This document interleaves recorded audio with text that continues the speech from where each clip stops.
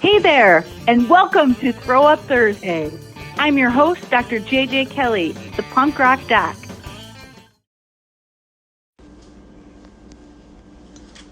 Shit.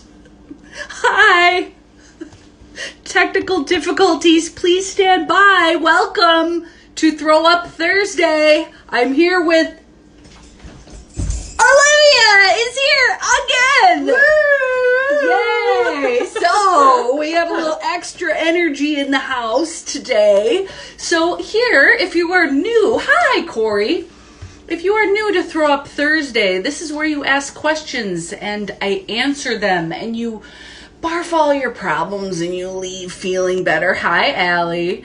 And so Olivia has hello Sam from upstairs. That's weird. He's upstairs on the deck right now. Technology.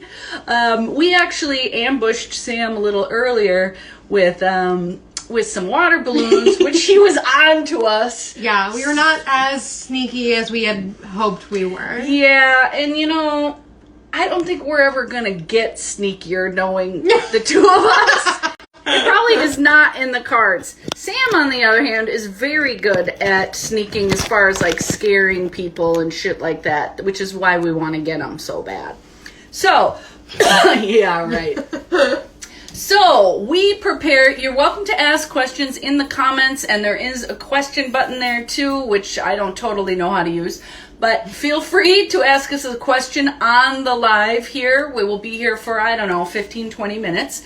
And in the meantime, Olivia gathers questions that we can answer for you on here so that you're not on the spot either. So, Olivia, do we have a question? We do have a question. Get in there. All right. Get some air time. Hello, I'm too tiny. Camera time. Oh, we got to get that done just for you. so petite. I'm on my very tippy toes right That's now. going to totally collapse. Okay. Okay. All right. Okay, so the first question we have is kind of a free-form question, more of a discussion topic. There we go.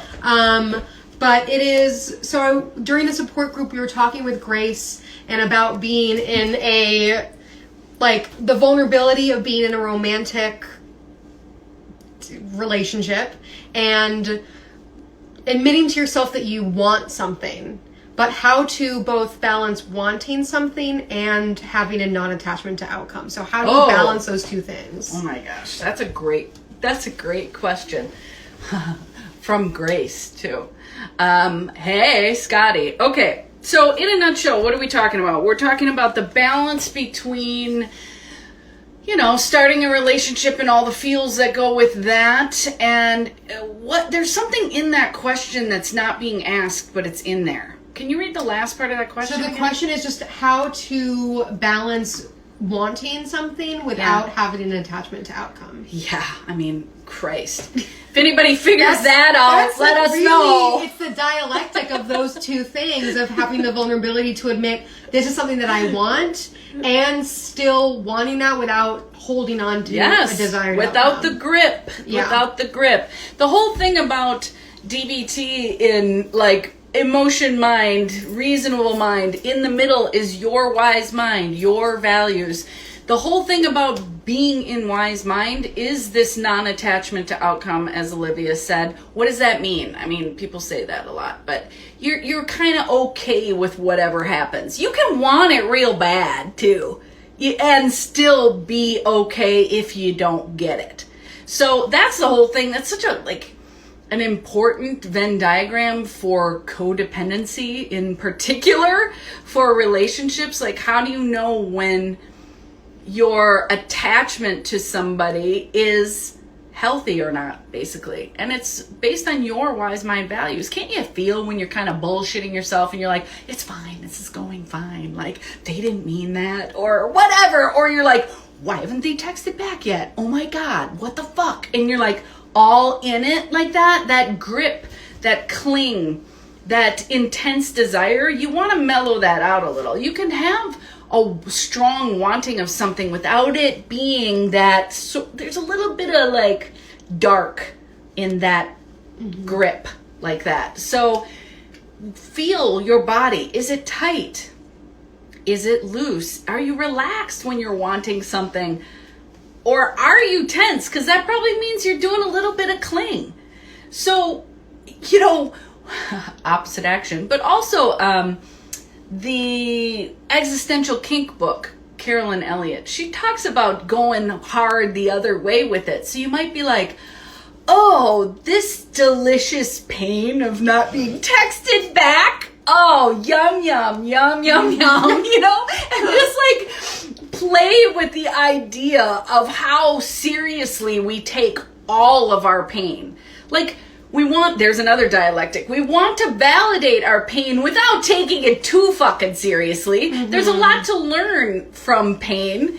And if we don't react immediately to it, we can learn from it as an observer, even to our own experience of pain. So I love that question. Thank you, Grace. That is relevant for everyone. And a follow-up on that one would probably be useful too. Mm-hmm. You want to say anything? No, I think that because it's like when you think about radical acceptance, a big part when you're learning DBT is that acceptance does not mean liking something or being like happy with it. So that is like the introduction to the binary between accepting something and still being like, I fucking hate this, and I accept that this is the way that it is. We wouldn't say binary, but yeah. Dialectic is the dialectic between those two things. And so to want something and have the vulnerability of like, and the lightness of wanting and like manifestation or objective in that kind of way, and still having an openness to the universe to lead you to wherever it is going to lead you, I think is like where the sweet spot between those two things. Yeah. It's still joyful. Mm-hmm. You're not ruining it with the ugliness of I have to have it and that entitlement and kind of brattiness of it. Oh, do you see those birds out there? There's little finches. Are those finches? Maybe. That's what I think every little bird is. Oh, okay. But they're just so fat. They're round, yeah. They're very cute. Okay, next question. Thanks so much. This whole thing should just be you and me looking at birds. Maybe. Okay. This is one from Allie's friend. Great. So they say, I am getting ready to launch my first book, and I'm feeling pretty nervous about putting my story out there. Mm-hmm. I'm struggling with worrying about what my family is going to do/say. I know they have a different perspective on some of the content. I'm sure. I'm also scared to reveal such vulnerable parts of myself. I'm excited too, but do you have any tips for soothing the nerves around this? Oh my God. Dude. First of all, so easy to validate. And, I have 2 books that are out. And I do some vulnerability with those books. But this third one that's coming out about narcissism has a lot more fucking vulnerability in it. And so I'll let you know, Like, I think doing the first 2, and I did them with the author incubator too, which is worth it for anybody that's like trying to get going on writing a book. But they do a lot of coaching with people about these nerves, about what is the family going to think. And I mean, everybody's got that. And so keep validating it. Remember, what I try to remember is I wrote the books not to have it be about me, to be of use to other people. And so it kind of automatically lifts ego and therefore fear out of it quite a bit, actually. Even the vulnerable bits, paging Dr. Freud, I can't even say the word. Even those bits are easier when I look at it through the lens of I'm doing this in order to educate other people. Like if a story about me facilitates somebody's snapshot of capturing what I mean in that content, then it's worth it. Fuck it. Like, who cares? And for me, I'm going to get shit no matter what, so I'm getting kind of used to it as the years go on. Maybe you have some black sheep thing going on. If you're Allie's age and you've written a book, my guess is yeah, and kudos. Nice job. Finishing a book is no small thing, so right on to that. Putting it out, no small thing. That is very courageous. Kick ass. Maybe just keep validating your fear and then reminding yourself why you did it in the first place. Because my guess is there's something really important in your story that people are meant to hear, and it's going to help them to hear it. So, Allie, get that person to follow up with us so we can get details of that and so we can get the book. Definitely. Yes. That's fucking so kick-ass. That is rad. Actually, this is a time where I should say that my first 2 books are on Spotify on a podcast now. I always forget to advertise that. I know. I have got to start telling people shit about my shit. I'm a artist and I didn't even know that. Because somebody, I'm self-promotion. What the hell? Because the first one, if you'll know, was not read by me, and I'm still in negotiation about that, getting that off. So I just did a podcast of both the books on Spotify and on Audible, read by me, which is, I think, much better, much more real, authentic. Don't you always want it read by the author anyway? By the way, Allie's friend, don't let somebody else read your book. Your audiobook. Do it yourself. And if you need some help with that, let me know. I have some people for like editing and promotion and shit like that too. And those 2 books are called... Thanks. See? Holy shit, my kid is cutting. The complete plan to stop self-harm. Actually, they're right there. That's that one. And this one is holy shit, I'm a gifted misfit. The young folks guide to unlock your superpowers. The next one, holy shit, I'm dealing with a narcissist, I think is what I called it. Navigating narcissism in the workplace and beyond. It's the holy shit series, basically. Yeah. The holy shit trinity. Yes. The holy shinity? No! No, because it's going to be more than 3 anyway. Okay. Careful, I'll write the next one about you. That would be a pleasure. Yeah, I think you already did write one. Yeah, you were in it. Yep. Yeah. So was Allie. Yeah. Okay. All right. Last one that I have. Great. So this is also from Grace. Sweet. So they said, I have a hard time feeding myself consistently / healthily. I get discouraged often at the idea of cooking, even though I usually enjoy it once I'm doing it, and then end up eating out or eating something like cereal for dinner. I want to feel nourished and excited / proud about how I feed myself. Any tips on motivating myself to change my relationship to food? Oh my God. That is the most intellectualized bullshit way to ask a question. Like, that is such a funny, that's funny. I'd like to, that sounds really good. And smart people often bullshit themselves in a very eloquent way. We already know that Grace does that. Every one of the docs does that because they're so skilled now that they have to up their bullshit gremlin game in order to delude themselves. So basically, Grace eats junk more than Grace wants to.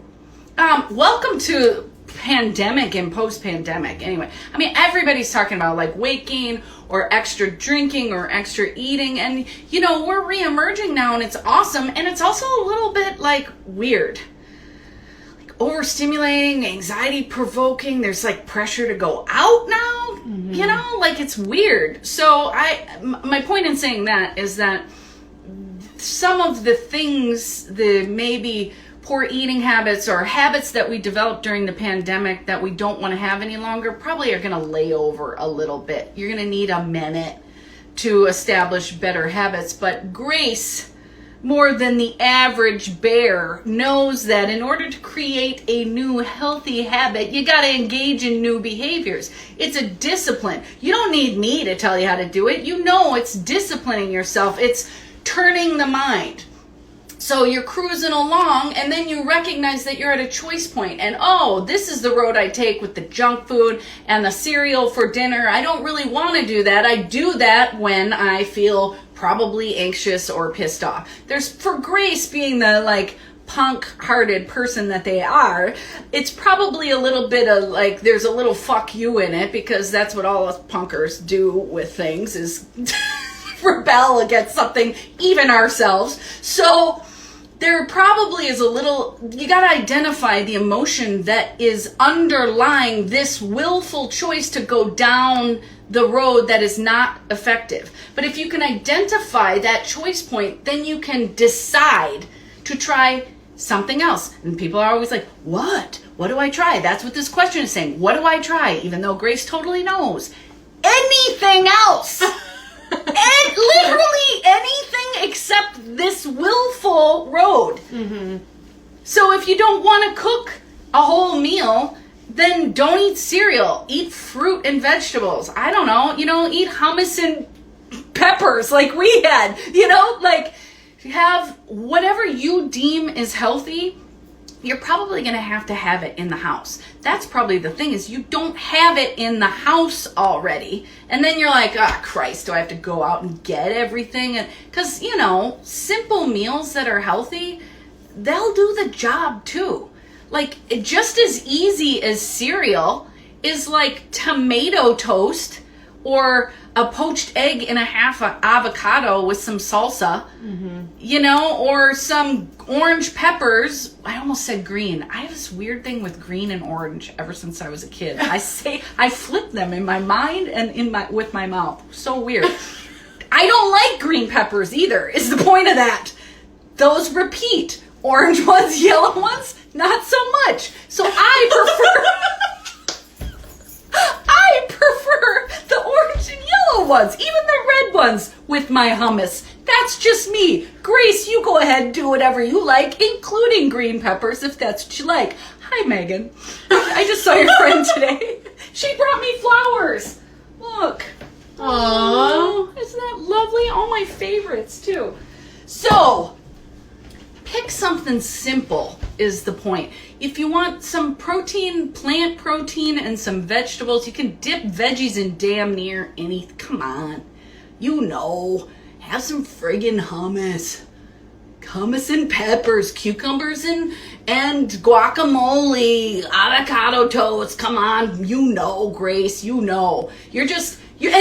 the question, let me just say, this question, while I appreciate anybody that's asking questions on IG Live, when I get questions like this, it has a little bit of a flavor of offloading of responsibility. JJ, I don't know. Tell me what to do.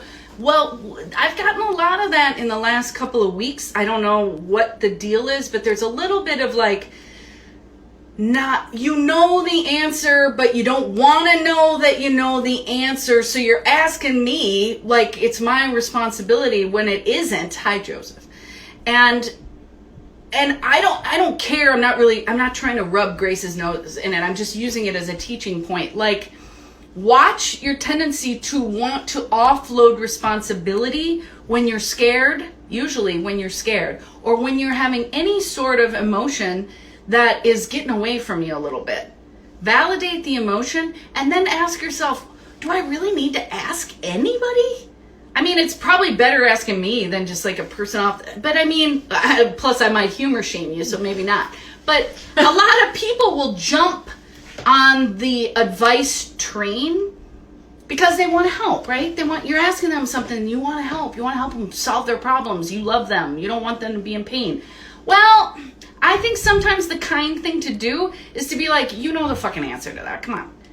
Like, don't ask me. Go inward, ask you. If you don't already know it off the top of your head, ask yourself. You asked me something today, and I was like, well, what does your gut tell you? Oh, yeah. Oh, the work question. Right. It's like, sometimes we know. Mm-hmm. And sometimes the asking is cool, too, because you're really just asking for validation. Mm-hmm. But then own it. Yeah. Yes. Like, this is what I think. Are you smelling any bullshit in that? Or does that sound right to you? Like, does that sound like something I would do in my wise mind? Because sometimes for me, I need to like process things externally by saying them out loud. So when I'm asking somebody for help, it's more of me being like, let me say this out loud and see how it sounds to me. Yeah. When I'm saying it to the person and I'm watching my words hit them and then go back to me.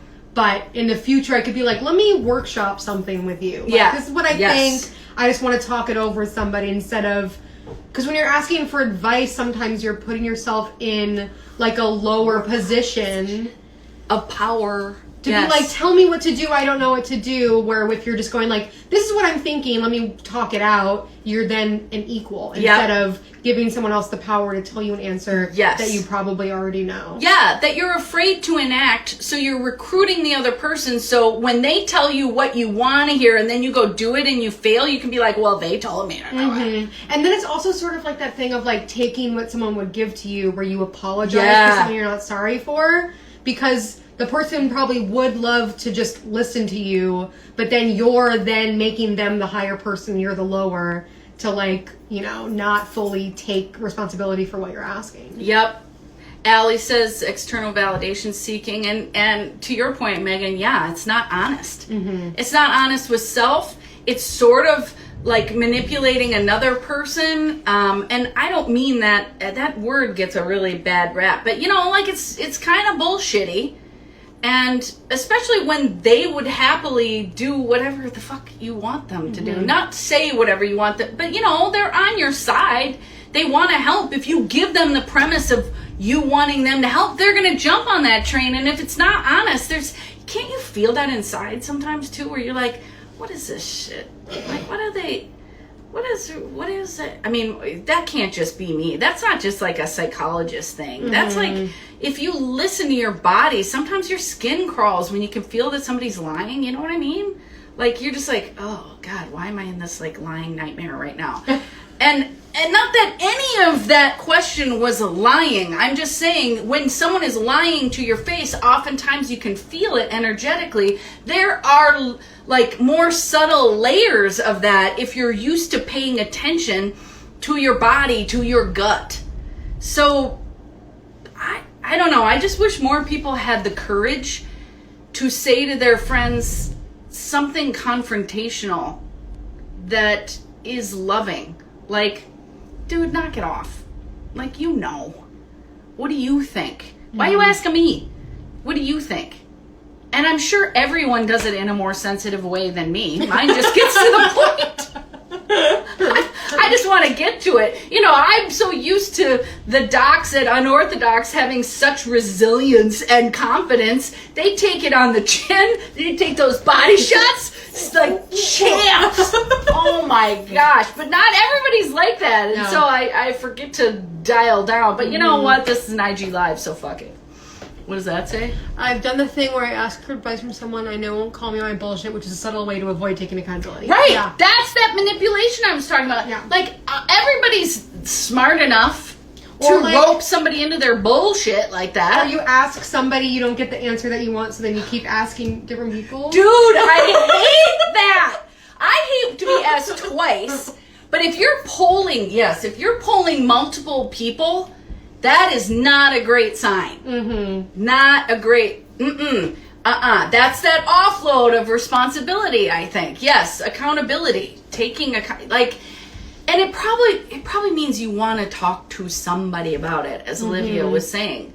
Just don't straight up ask. Yeah. And there's a way, I think, to even, like, if you go, like, oh, can I get advice on this? And then you say, like, actually, you know what? I don't think I'm asking for advice. Like, you always have the ability, once you notice that you're doing something, to then out yourself and go, oh, wait, actually, I asked for advice. That's not what I need. And that way, you're no longer, like, you're releasing yourself from the shame of doing that and giving them a gift of being like, I'm acknowledging my behavior. Yes. And I'm accountable for it. And that way it adds more of like a playful kindness to yourself as you're learning how to notice these things that kind of go under the radar a lot of the time. Yes, because nobody does that. I mean, we all do it, but like, if people were braver like that, like, plus it stops that bullshit energy where everybody's like, what's even going on right now? You're like, you know what? I'm full of shit right now.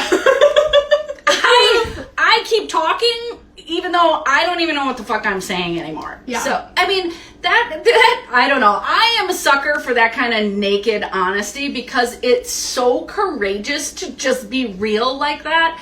And I don't care if somebody like accidentally offends or I don't know. People are so worried about how people say shit, but why not tune into like what you can feel between you, the realness there, their vulnerability in doing it, and their anxiety. Try not to let their anxiety get on you and you're like, wait, what? We were talking about, no, let it happen. Let it be a mess for a second and just be with your friend. Like, it's all a fucking mess anyway. We're all just like swimming through the mess as best we can. Yeah.